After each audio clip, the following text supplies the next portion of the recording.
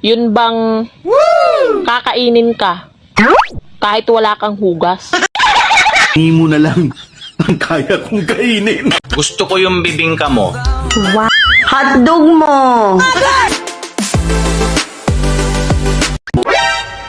Ang mahal na ng itlog, ano? Buti pa yung mga babae, nakakakain ng libre.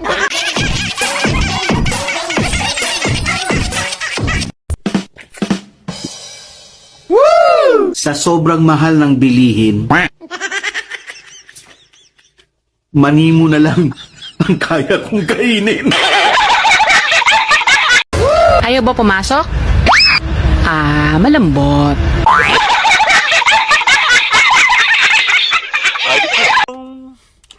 Ilong na lang ang naiwan na virgin sa'yo. Tapos na swab test ka pa.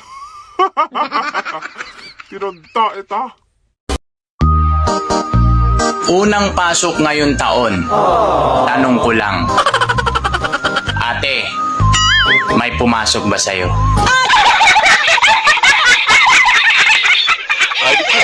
Alam mo, pag nag-inom tayo, sabay nating lalakbayin ang langit. Ate, gusto ko yung bibingka mo. Wow. Kahit medyo sunog.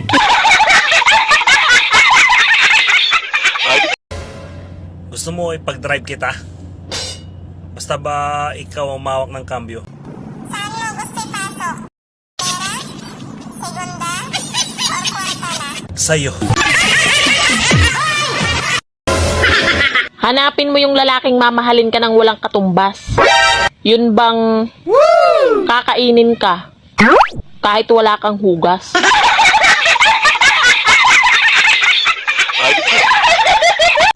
Ano ba ang gusto mo? Ano ba ang gusto mo? Ano gusto mo? Hotdog mo! Bravo!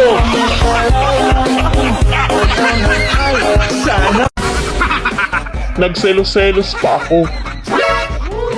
Ako pala yung kabit. Yawa.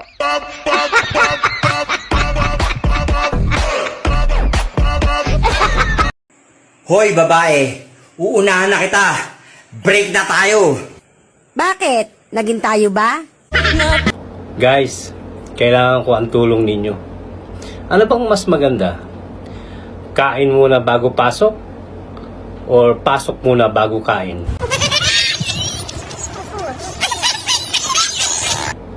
Sa trabaho,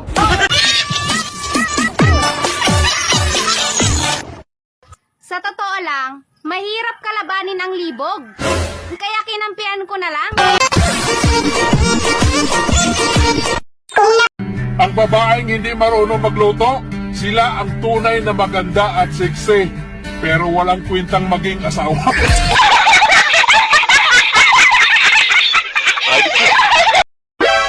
Sabi mo, sariwa pa yung rusas mo.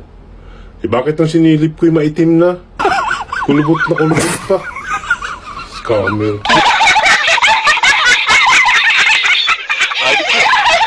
Hayop na mukha ito. Bakit? Marami nagtataka kung bakit hindi ako babaero. Tataka nga rin ako kung bakit loyal ako.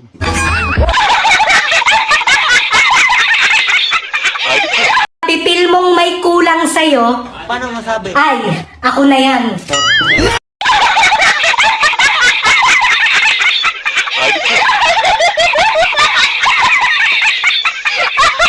Pampatalino daw ang mani. Kaya pala ang tatalino ng mga lalaki.